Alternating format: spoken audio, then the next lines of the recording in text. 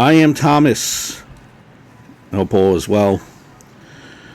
Memorial Day has recently passed, and I wanted to do this video. I think it's kind of fitting.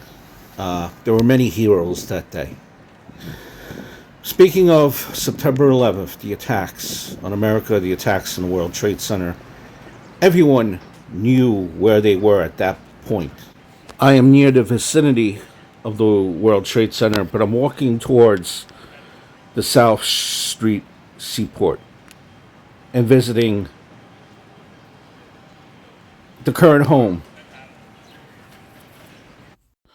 of heroes, everyday heroes, heroes back on September 11th as well. Just one of the many stories. Ladder 15. FDNY Ladder 15 is located right near the South Street Seaport. And it's just maybe a 5-minute ride from the World Trade Center. So I just want to share the story of Ladder 15. That kind of intertwines with the story of Battalion Chief Oriole Palmer, just one of the many heroes from September 11th. And I just want to share you their story on, one of the many stories that I read from that day. Now, Ladder Company 15 of the FDNY, according to our reports, was the only fire company to reach a fire floor on 9/11. They were, based on all reports, on the 78th floor of the South Tower, where Battalion Chief Oriole Palmer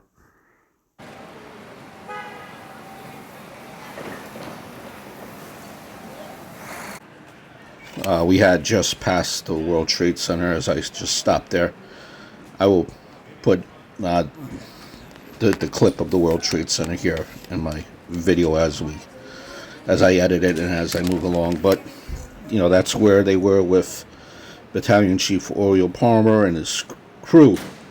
So if you're picturing this, it was Ladder Company 15, 78th floor, Battalion Chief Oriole Palmer and a bunch of other, and his crew. And they were able to rescue a group of trapped civilians just minutes before the tower collapsed. And these people were in an elevator, just a minute, before the elevator collapsed.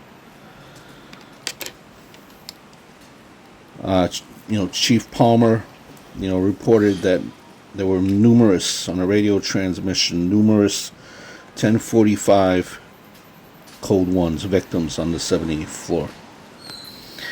The final transmission, Lieutenant Levy sent his last radio transmission at 9:57, stating that they were going to knock down the fire in the B stair and would meet up. And Ladder 15 worked alongside Battalion Chief Palmer and Marshal Ronald Bucca. Sorry if I'm pronouncing the name wrong. Against all odds.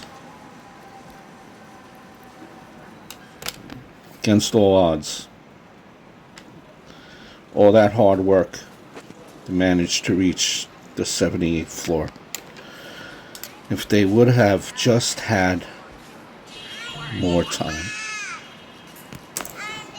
Now, just speaking, paying my respects to Lieutenant Palmer, and this is, as of 2025 when I'm making this video, his remains have not been found.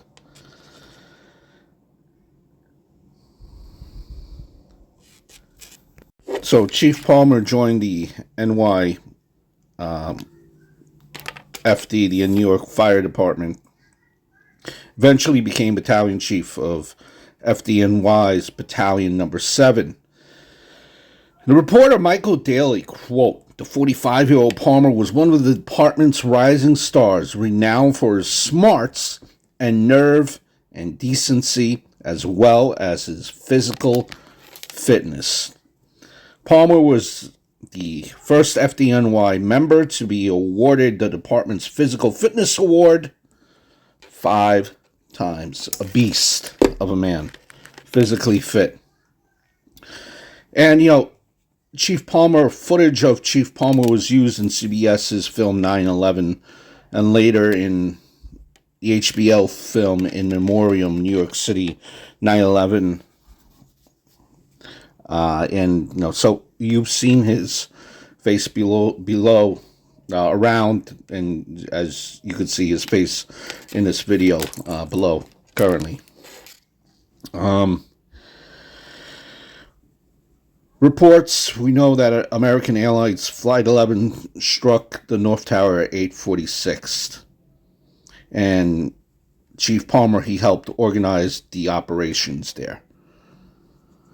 Soon, when United Airlines Flight 175 hit the South Tower at 9:03, that's when Palmer moved into that building with Chief Burns.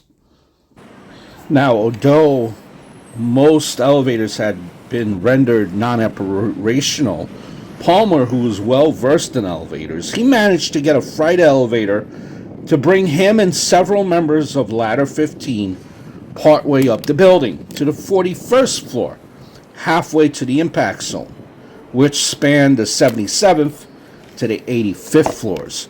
About 14 or 15 minutes before the South Tower collapsed, a group of people who had survived the plane's impact began their descent from the 78th floor. As they departed, Palmer sent word to Chief Edward Garrity that a group of 10 people, some of whom exhibited injuries, were headed to an elevator on the 31st floor, the only one left working by the plane's impact.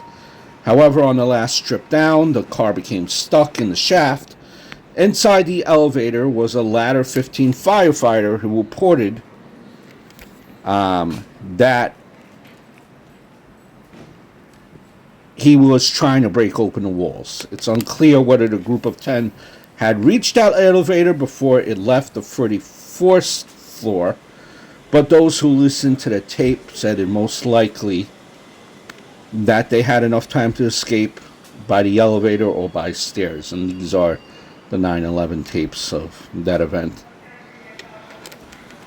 Based on videos that were released from 9/11, audio tapes rather, of communication between firefighters.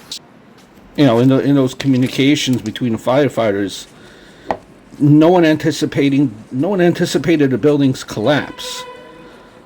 Chief Palmer issued an order to one of his subordinates. During those final moments of his life, just professionalism.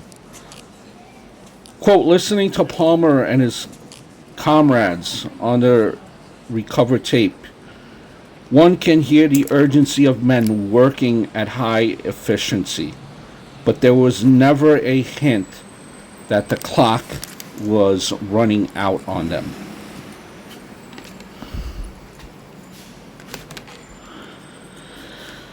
Just if we only had more time. The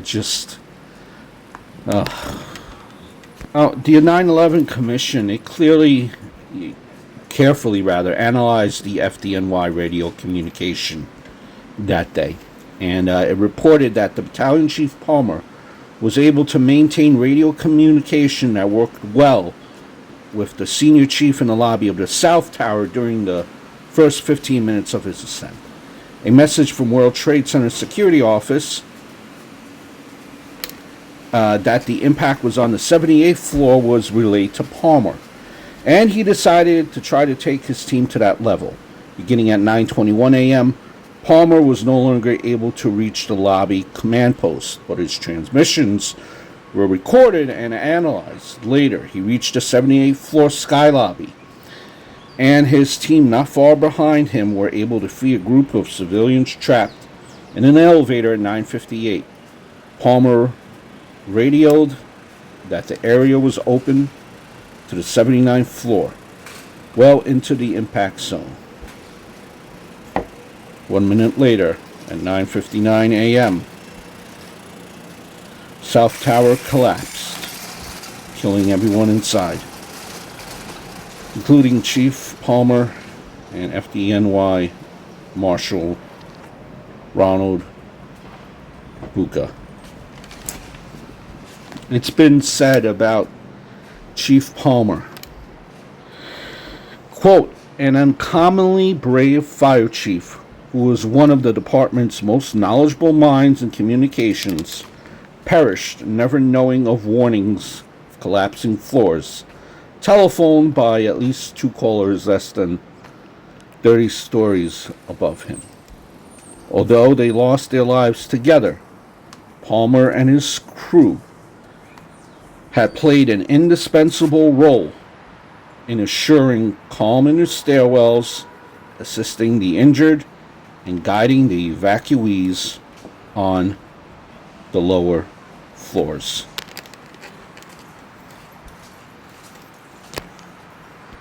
So if you're ever traveling in the Bronx, a portion of East 234th Street, between Vero and Webster, if I'm pronouncing it right, in the Bronx, it was renamed Deputy Chief Oriel J. Palmer Way. The Physical Fitness Award, well, it was renamed in the honor of, it's now known as Oriel Palmer Memorial Fitness Award for the FDNY. And here we are, just across the street. This is Ladder 15. This was its home many years ago. Almost 25 years ago. Here it is. Ladder 15, amongst many other firefighters, one of the many heroes. They were there side by side with Chief Palmer. That's the South Street Seaport. You know, they're right near the South Street Seaport. Again, if you're familiar with New York City, just moments away. You've seen how quickly, pretty much, we walked from near the World Trade Center to the South Street Seaport, where they're located. So I could imagine that they were one of the first to respond. And here's the memorial for everyone that lost their life from Ladder 15 that day.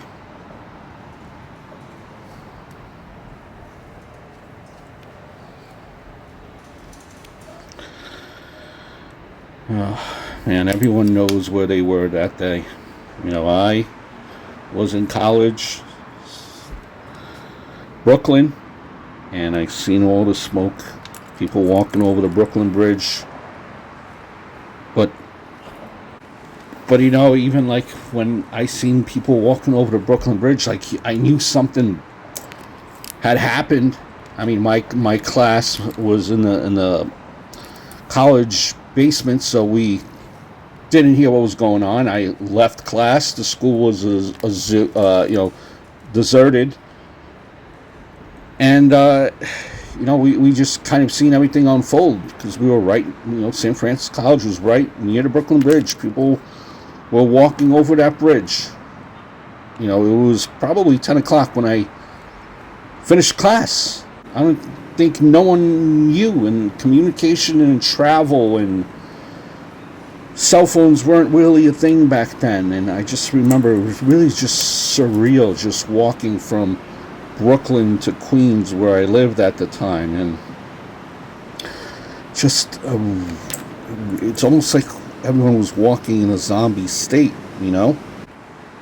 And, years later, here we are, still trying to make sense of those days' events. And you still cannot make any sense of it. Unspeakable, horrible acts. But there are heroes, as we've seen with this story. I visited the grave of, she was called the Dust Lady. Paid respects to her from 9/11. Also, the passenger, I believe it was Todd Beamer, who said, let's go, or let's roll, rather, on the flight that was diverted, and it crashed in a field in Pennsylvania. So there are many stories from that day. So just wanted to share this video, share some thoughts from that day, and hope all is well.